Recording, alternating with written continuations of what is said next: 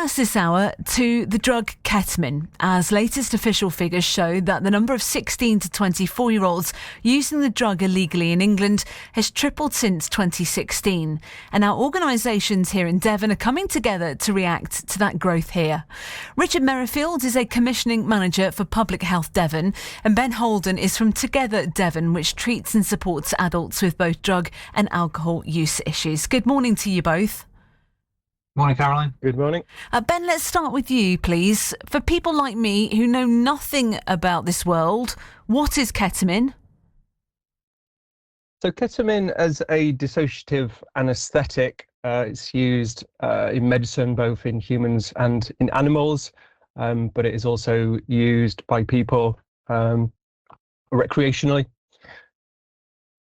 And Richard, I mentioned that huge growth of misuse of the drug across England, a tripling of 16 to 24-year-olds between 2016 and March 2024. But what do we know about the picture of its use here in Devon?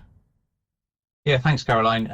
It kind of mirrors and matches national trends. We have seen, as you say, an increase in ketamine use, but to put it in context, it's still much lower in prevalence amongst young people who tend to gravitate towards alcohol or cannabis. But we have seen an increase in young people presenting at both the young person's treatment and support offer and the adults offer, certainly under the age of 24 in recent times. And Ben, to put this into perspective, how does that picture compare with other drugs or alcohol, say?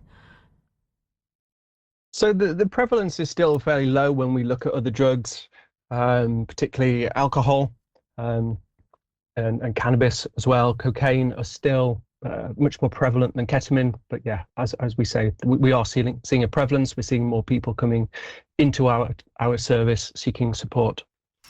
And Ben, what are the effects and side effects of using it? Well, some of the short-term risks associated with ketamine use are generally around the increased risk of accidents due to the dissociative effects. So that dissociation means that people can become, the body and mind become separated somewhat, become more difficult to coordinate. So it's difficult to walk. People are at more risk of having accidents. There's a significant risk if people are using alcohol at the same time as ketamine, which is quite common. Because the risk of passing out and becoming unconscious is significantly increased. There's then a real problem if somebody were to vomit, because they may choke on their own vomit. There's a whole raft of medium to longer term risks associated with regular ketamine use. So people experience stomach cramps, pain when urinating. There can be some very significant bladder damage, leading in some cases to people having to have their bladders removed. These urinary system issues can then lead to liver and kidney damage. There are risks around memory, both short-term and long-term negative effects. There's an increased risk of depression and psychotic conditions. Well, if people are snorting the drug, which is the most common way to use it, then damage to the nose can occur. And sadly, there's a small but increasing number of ketamine-related deaths. Gosh, I want you to have a listen to this. This is one user who's spoken to the BBC about this. We've called him Ryan. He talks in some details about his experience of side effects. A bit of a warning, what you're about to hear is a bit tough. It's a bit of a tough listen. He says he never believed the dangers and still he started peeing blood. It's almost like urinating fiberglass shards out. And you don't just have the pain when you're urinating blood, the pain's there constantly. It's little bits of urine coming out. It almost looked like, in blunt terms, a jelly bean coming out, full of blood. And you said it, that's okay. That's all right. We stop because Ryan needs to go to the loo urgently. It happens a couple of times. This is the reality of ketamine bladder. The day you started peeing blood, was that the day you stopped taking ketamine? No, because it's something you can't explain. I don't think you can explain it unless you've been addicted to something. And it's a mental addiction. So, like, even pouring table salt, I'd see it and my mouth would water at the thought of it. Because it looks like ketamine powder? Yeah, it looked like ketamine. Gosh, that really brings it home, doesn't it? It's really powerful. Gosh, Ben, What do the people you work with then at Together Devon who are going through treatment for drug problems tell you about how quickly they're seeing these side effects?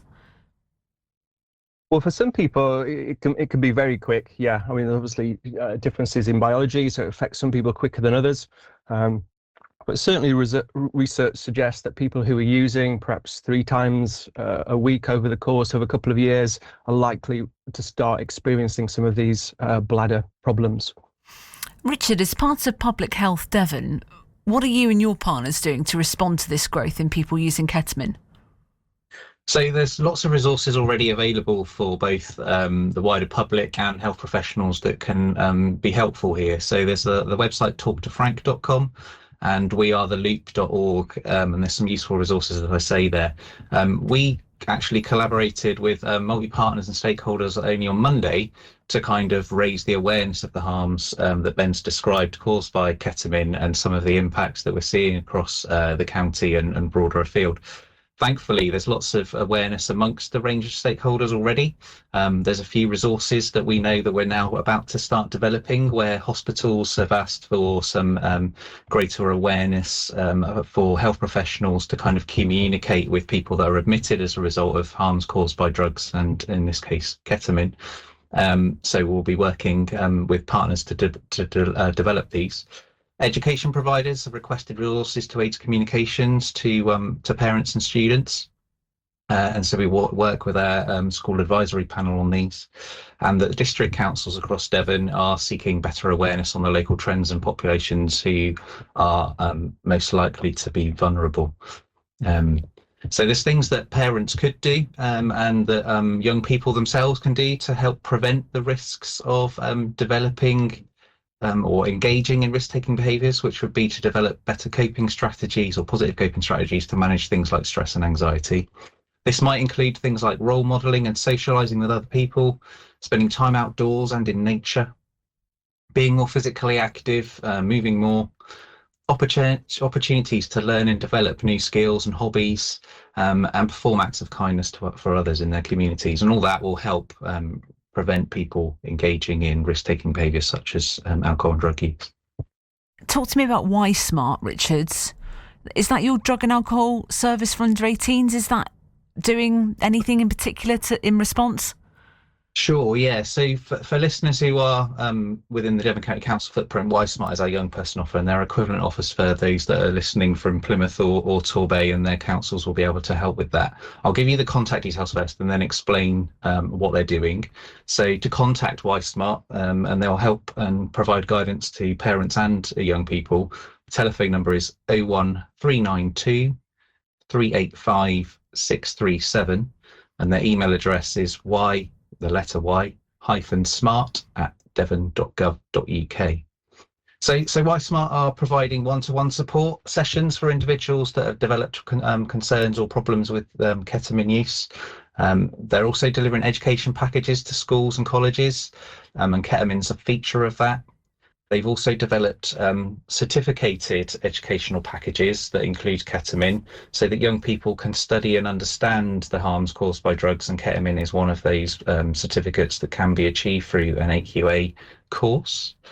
They're working in partnership with Together and urology departments at the hospitals in Devon to ensure that there's robust pathways for support for people into treatment, as well as providing those resources to health professionals to provide the harm reduction messages and to improve the awareness of the links between ketamine and the bladder problems that your case story showcased quite eloquently. And Ben, what they are hearing on a positive nature is that people of the younger age range of use of ketamine is beginning to reduce in prevalence at the treatment end. So we don't know if that's prevalence across the whole of Devon, but there's certainly a drop in recent months of older teenagers who have developed problems with ketamine beginning to subside. Ben, back in with the conversation. What is Together, the adult drug and alcohol service, doing in response to this problem? Well, we were really keen to involve the service users in our approach. So my colleague Lauren spent some time talking to service users, people who use and have a lived experience of ketamine. And on the back of that, she put together a workbook which is for our recovery workers to really help support those ketamine users. They can work through that workbook together. We've also set up a ketamine-specific structured group, and we have a regular attendance from someone from the urology department to come and talk about the risks and potential treatment options if necessary. Lauren also runs regular lived experience talks. Now, this is where somebody with lived experience of addiction comes to talk about their experience, and we find that those personal stories of addiction and recovery are really powerful.